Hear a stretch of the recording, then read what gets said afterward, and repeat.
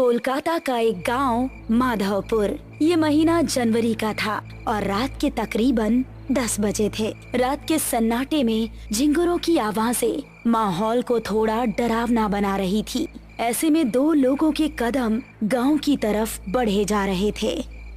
अरे वाह यार, आज तो मजा ही आ गया। सही कहा तूने, बहुत मस्त नाच किया था उस पतली कमर वाली लड़की ने, नहीं? यार काश वो हमारे गांव में भी होती तो पूरा जंगल पार करके उसका प्रोग्राम देखने दूसरे गांव नहीं जाना पड़ता। अरे यार कदम तेज तेज बढ़ा, मुझे तो ये सोचकर डर लग रहा है कि घर पर क्या बहाना बनाएंगे। अरे हम कुछ ही मिनटों में गांव पहुंच जाएंगे। वो देख, वो कच्चा रास्ता आ गया। उसकी बात सुनकर महेश ने उस कच्चे रास्ते की तरफ देखा जिस तरफ कोई नहीं जाता था। तू पागल हो गया क्या? हम इस रास्ते से जाएंगे ये जानते हुए कि इसके बारे में कैसी कैसी अफवाहें फैली हैं। अरे तू भी ना महेश, खुद ही अपने मुंह से कह रहा है कि अफवाह फैली है और फिर डर भी रहा है। मेरी बात मान, इस रास्ते से चलते हैं। 5 मिनट के अंदर हम गांव में होंगे, वरना बड़े रास्ते से जाएंगे तो 1.5 घंटा लग जाएगा। उसकी बात सुनकर महेश ने एक बार फिर से उस कच्चे रास्ते की तरफ देखा। वहाँ पर इस समय मौत का सन्नाटा छाया हुआ था। अरे चल यार, डरता क्यों है, मैं साथ हूँ ना। और उसको लेकर उस कच्चे रास्ते की तरफ बढ़ गया। दोनों अभी कुछ कदम ही चले थे कि उनको किसी के जोर जोर से सांस लेने की भयानक आवाज सुनाई दी।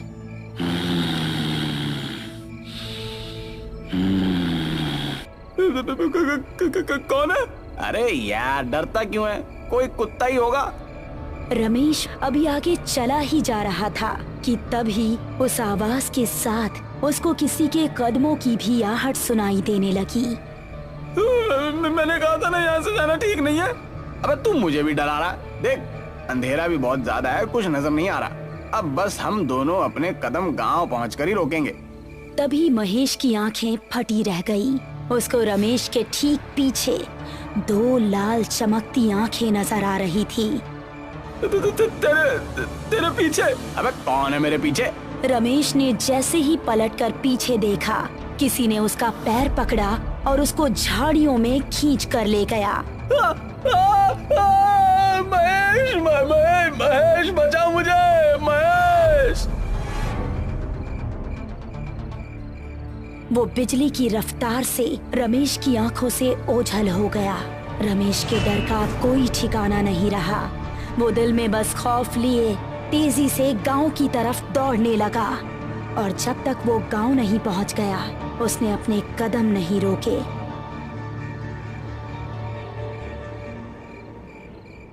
अगली सुबह जब वो गांव के कुछ आदमियों के साथ उस कच्चे रास्ते की तरफ गया तो उसको रमेश की लाश 2 टुकड़ों में जमीन पर पड़ी मिली। रमेश! उसकी आंखों से आंसू बह रहे थे और इस तरह इस कच्चे रास्ते का खौफ माधवपुर में और ज्यादा बढ़ गया। इस घटना के 3 महीने बाद मोहिनी, जो कि 21 साल की एक खूबसूरत लड़की थी, अपनी विधवा माँ और छोटी बहन मेघना के साथ इस गांव में रहने के लिए आई। बेटा, हमने वो गांव छोड़कर ठीक नहीं किया। अब पता नहीं यहाँ के लोग कैसे होंगे। मम्मी, थोड़ा तो एडजस्ट करना ही पड़ेगा ना। उस घर का किराया बहुत ज्यादा था। कुछ दिन यहाँ गुजार लेंगे तो सब नॉर्मल हो जाएगा। वो तीनों अब माधवपुर के एक घर में रहने लगे।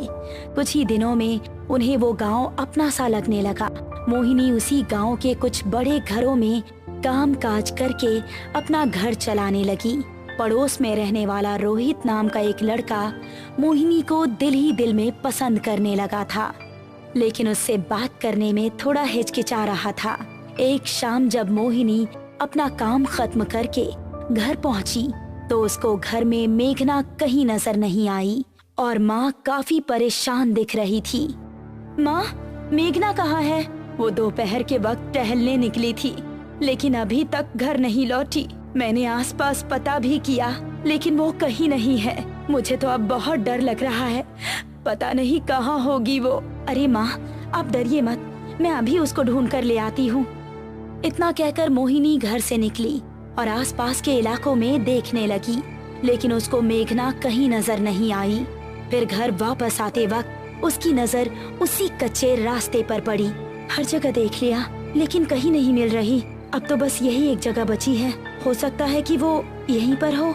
उसको जंगल जाना बहुत पसंद भी है। ऐसा कहकर वो उस रास्ते की ओर बढ़ गई। दोनों तरफ घना जंगल और उसके बीच से निकलता हुआ वो कच्चा रास्ता। अंधेरा होने पर वो बहुत ही भयानक लग रहा था, लेकिन छोटी बहन की तड़प उसको उस रास्ते की तरफ खींच कर ले गई। मेघना, क्या तुम यहाँ हो? उसको जवाब में मेघना की आवाज तो नहीं आई, लेकिन वही सांस लेने की आवाज आने लगी।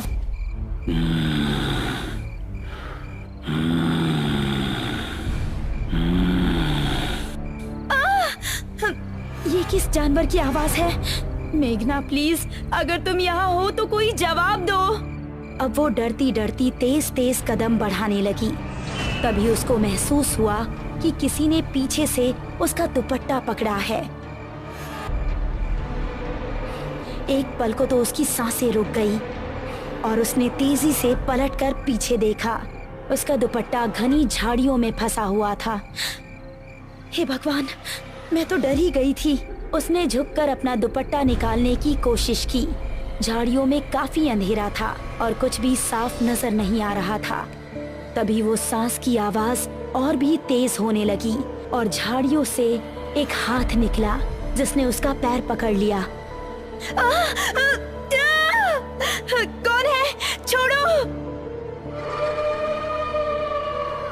वो अब बेहद डर गई थी और अपना पैर छुड़ाकर तेजी से वहां से भाग निकली। उसको लग रहा था कि जैसे कोई उसका पीछा कर रहा हो, लेकिन उसकी हिम्मत नहीं हुई कि वो पीछे मुड़कर देखे। वो घबराती हुई ऐसी भागी कि सीधा वो जाकर अपने घर के अंदर ही रुकी। अरे मोहिनी बेटा, क्या हुआ? इतनी डरी हुई क्यों हो? मोहिनी कुछ बताती इससे पहले ही उसकी नजर मेघना पर पड़ी, जो कि उसी को देख रही थी। मेघना, कहाँ थी तुम? पता है हम कितने परेशान थे। दीदी माफ कीजिएगा, हमारी एक नई दोस्त बनी है, हम उसी के घर पर थे। मोहिनी को मेघना को घर में देखकर थोड़ा सुकून मिला, लेकिन उसके साथ जो हुआ था वो उसके दिमाग में अभी भी घूम रहा था। रात को मोहिनी अपने कमरे में सो रही थी तो उसको वही सांस की आवाज सुनाई देने लगी।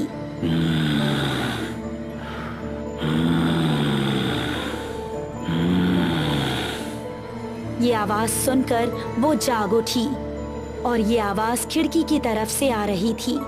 कौन है वहाँ? वो कमरे से निकली और घर के बाहर उसी मैदान में गई जो उसके कमरे की खिड़की के पीछे से दिख रहा था। कौन है? कौन हमारा नाम पुकार रहा था? मोहिनी ने गौर किया कि ये आवाज एक पेड़ के पीछे से आ रही है जिसके नीचे बहुत अंधेरा था। वो फिर भी हिम्मत करके उसकी तरफ कदम बढ़ाने लगी। जैसे ही वो उस पेड़ के पास पहुंची, किसी ने पेड़ के पीछे से निकलकर उसको कसकर गले लगा लिया। कौन है? छोड़ो हमें!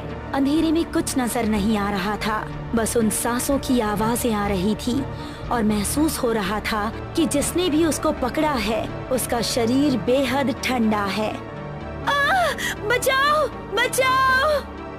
उसकी चीखें सुनकर मेघना और उसकी माँ नींद से जाग गई। साथ ही पड़ोस में रहने वाला रोहित भी जाग चुका था। वो तीनों भागकर मोहिनी के पास पहुँचे तो देखा कि मोहिनी बेहोश पड़ी थी।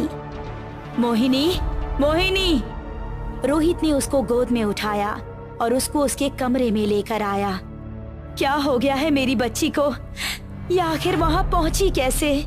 माँ और मेघना दोनों बेहद डरी हुई थी। तभी मोहिनी को होश आ गया और उसने आंखें खोलते ही रोहित को सामने देखा। आप कौन हैं? मोहिनी, ये हमारे पड़ोसी हैं। यही तुम्हें यहाँ पर लेकर आए।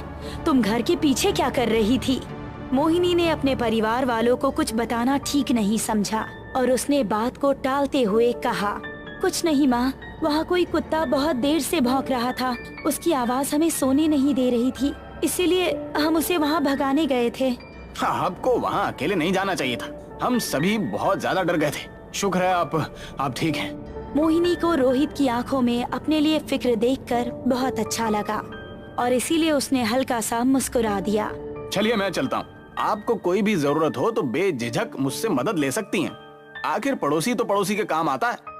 ऐसा कहकर रोहित वहाँ से वापस अपने घर चला गया। वो अपने बेड पर लेटा ही था कि उसको वही सांस लेने की भयंकर आवाज सुनाई देने लगी।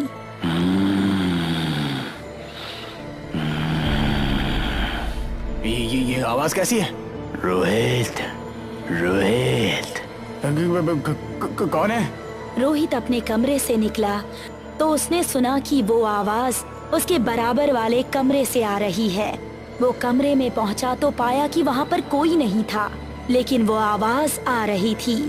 रोहित, रोहित।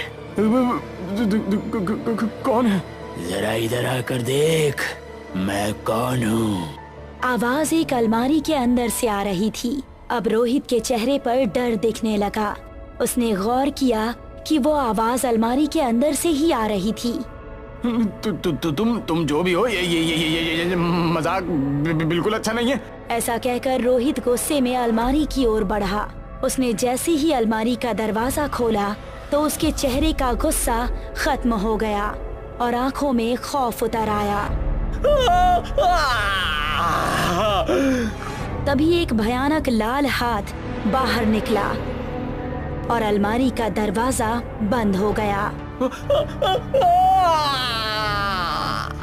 और रोहित के चीखने चिल्लाने की आवाज अलमारी से बाहर आती रही। कुछ देर चीखने चिल्लाने के बाद अचानक से रोहित की आवाज आनी बंद हो गई। तभी धड़ाम से अलमारी का दरवाजा खुला और रोहित की कटी हुई गर्दन अलमारी से बाहर आकर गिरी।